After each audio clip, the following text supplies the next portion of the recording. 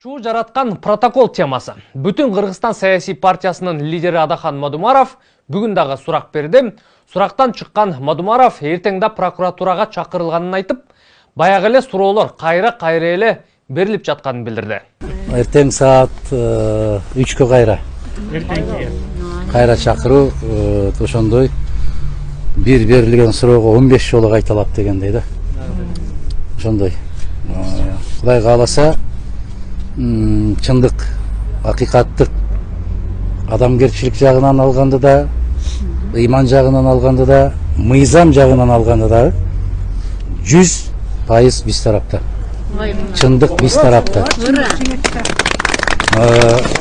Күндөн күнгө бунун көзү көрүнүп турат, байкалып турат.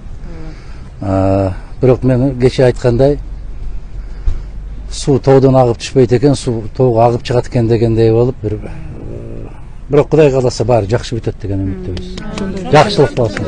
Сиздерге рахмат. Буга чейин бул протокол иши мыйзамдык жактан алып караганда туура эмес экенин бир катар саясатчылар, юристтер белгилешкен. Саясатчылар Өмүрбек Текебаев, Феликс Кулов, Исмаил Исаковтар дагы билдирүүлөрүн жасашып, бул ачыктан ачык саясий куугунтук экенин белгилешкен.